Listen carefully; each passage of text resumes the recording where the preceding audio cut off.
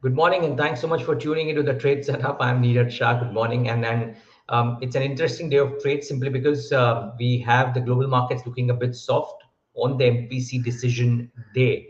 Now, uh, it's thankfully not the Friday. Let's wait and watch how it shapes up. Global news flow first. Raw sugar prices have risen as traders brace for the onset of India monsoon. Oil is steady after mixed stockpile data as demand concerns rather linger. India has approved $10.8 billion third package to revive state telco BSNL. And in other global news, Japan GDP grows 2.7% on an annualized basis. The estimates were about 1.9%. That has resulted in the yen getting some action as well. Now, remember, this is the news flow. As far as markets go, US markets or stocks traded lower after rally in the technology stocks ran out of steam. Treasuries decline, unexpected interest rate hike in Canada. S&P 500, of course, had earlier gains in technology and commodity stocks, but did come off to about 0.4% lower. And the advances in the broader markets in the US also were very, very fleeting. So that's the long and short of what the US markets did. The other cues were as they are, and I mean, no big changes is the point I'm trying to make. The 10-year is, there was a bit of an advance for the treasuries per se, but the 10-year at about 3.8 odd, VIX about 15.5, so no big changes there.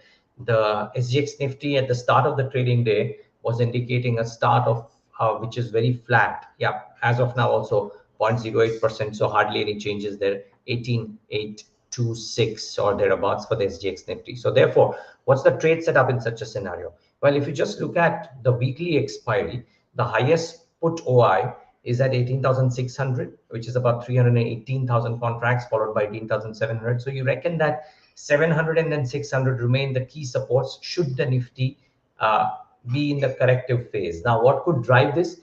We can clearly say that the global market momentum is not leading to that. So it probably has to do something with the MPC if there is a bit of a surprise element there.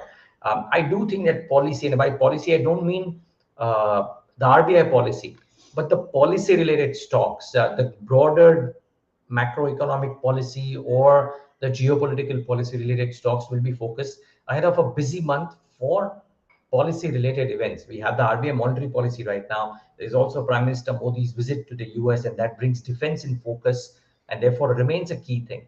And there is a strong momentum in power stocks, viewers. So we saw that in trade yesterday as well.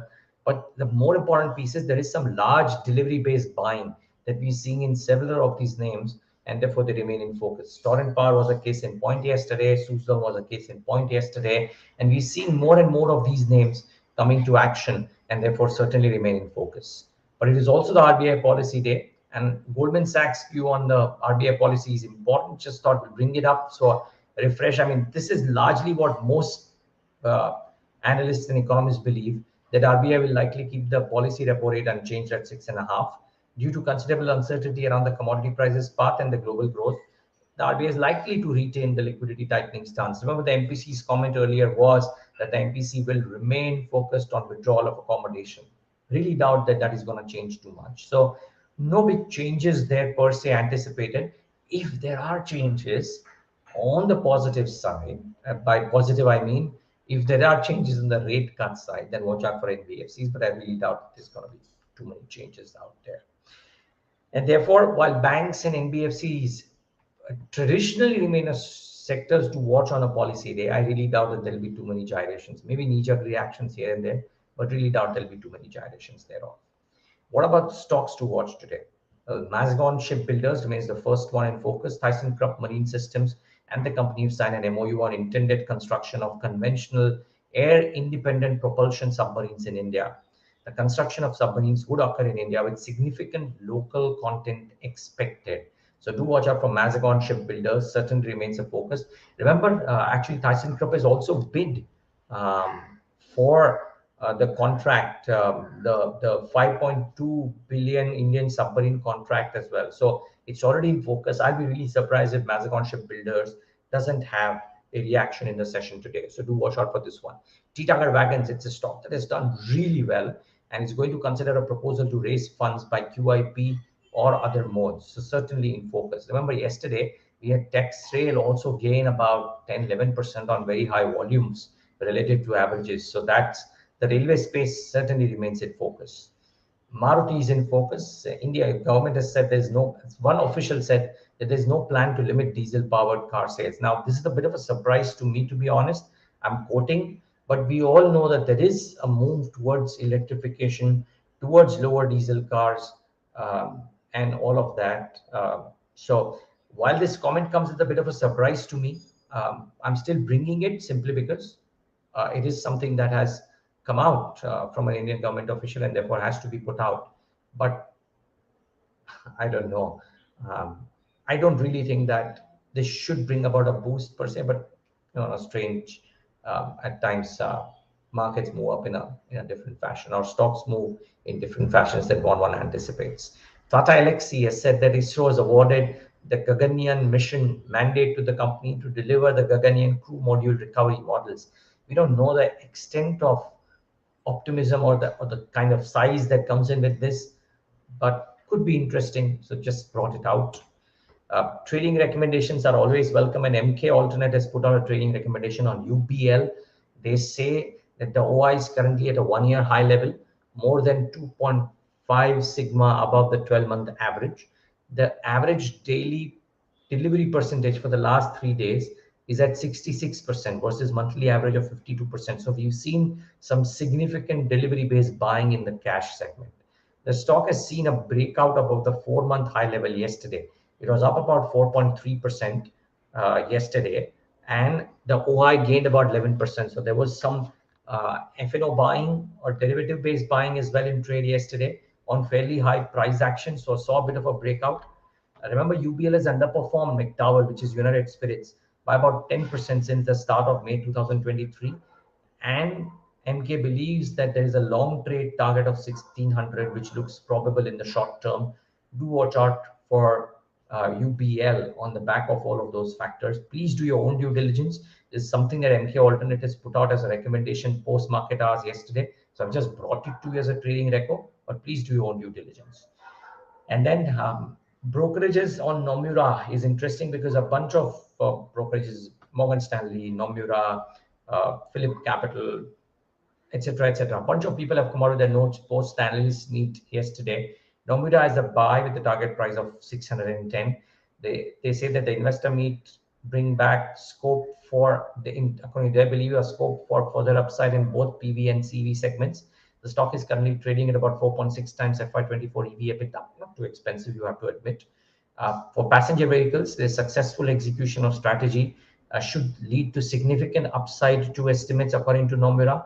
And on the CV side, the strategy to lower discounts and focus on value selling can lead to further EBITDA margin improvement as per Nomura. So do watch out for Tata Motors in the session today. That could be important. Is there something that I'm missing? I think that's the key point.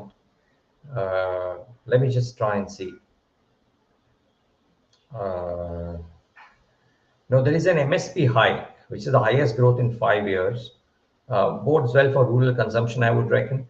I think most people believe that, or most brokerages believe that this might lead to some optimism for some of the rural focused names. So do watch out for these as well. Is this very inflationary? You know, the correlation between inflation and production weighted MSP growth in the past has not been very high. So maybe not that big, but do watch out for, say, for some of the rural plays. FMCG remains a space firmly in focus. You remember, viewers, the last 3 days or 4 days ago, I put out this observation. I think it was from MK only, about how the months of June and July, a lot of FMCG names actually have fair degree of optimism. In fact, Dabur has, in the last 11 years, never ever given a negative return, has always given a positive return. So, well, there is optimism on the street for sure, and this pocket should be watched out for most certainly. So keep in mind. Just before we wrap up, let me try and bring that thing up so that people remember what we had put out. It'll take me a minute, but yes, right here, 11-year data. On FMCG stocks returns for 2 months of June and July. Dabur has given a positive return in each of the last 11 years. HUL, Marico, GCPL, and Tata Consumer gave negative returns only during the El Nino years. Now, could this be an El Nino year? Well, the jury is still out. So don't quite know that. But if it is not, then even these stocks have given positive returns for the months of June and July. So this is a pocket that you certainly keep an eye out for.